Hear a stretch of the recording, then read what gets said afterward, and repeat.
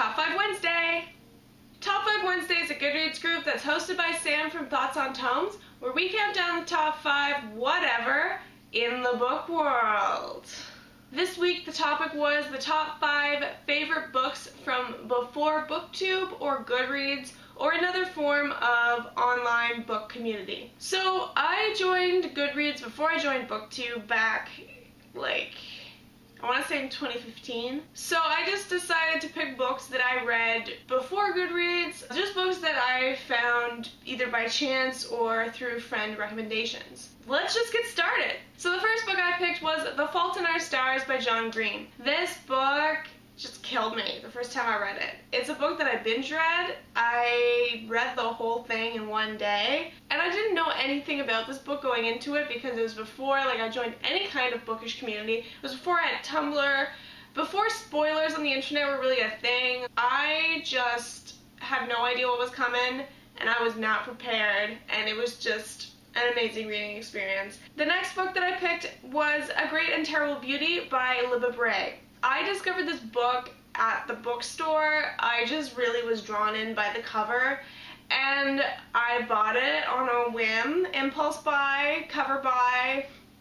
I loved this book. I was obsessed with this book. I made all my friends read it so that we could all be obsessed together, and I joined so many Facebook fan groups. So A Great and Terrible Beauty is an historical fiction fantasy story by Libba Bray. It's about a girl named Gemma whose mother dies, and she gets sent to this boarding school, and she discovers that she has these powers. She has these visions that lead her to this magical realm where there's all kinds of mysteries, and there's a mystery going on in the school too, so she's trying to figure everything out with her friends. There's also the high school drama aspect to this book too, you know, like all the girls who are fucking bitches. The petty stuff that happens through high school, but also like this magical world too. It was great. I love this book. I don't even, I haven't read it since I was 16 or 17. I'm kind of afraid to because I don't know if it's gonna hold up, but I just really loved these books. So the next book I picked is Pride and Prejudice by Jane Austen. So I was one of those nerd kids in high school who read a lot of classics, mainly because when I was in high school, a lot of YA books were Gossip Girl type books that I was not super interested in. So I really liked Pride and Prejudice. I read it in grade 10 or 11, I think. It was so much fun. I loved all the characters. I love all the adaptations of this story. So Pride and Prejudice is about a family of 5 girls, and obviously back in the day, if you didn't have a son, then the father's wealth would go to the nearest male relative instead of, all the daughters. There's this whole thing about how, the daughters all need to get married, or at least a couple of them need to get married to rich husbands so that when the father dies, they're not all left to rot.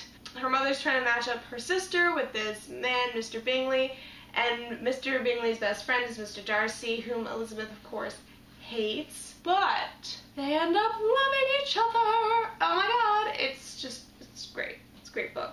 The next book on my list is The Picture of Dorian Gray by Oscar Wilde. I really liked this book. I was really into Gothic literature when I was in high school, so I really liked the Gothic elements of the story. But The Picture of Dorian Gray is about this boy, Dorian Gray, who's super hot, and his friend is dude, you're so freaking hot. And then Dorian's oh my god, I never realized I was so hot.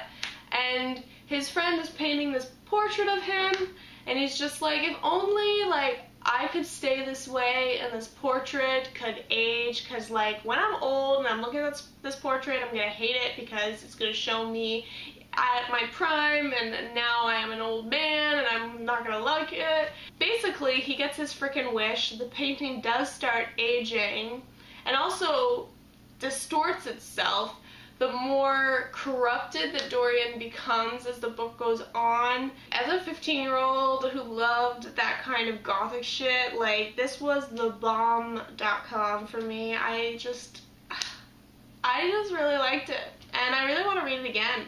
I guess there's a whole thing where Oscar Wilde was kind of commenting on like dandy culture and stuff, which clearly I did not pick up on because I was 15 at the time, but I would love to read it again, see that aspect that I missed out on before.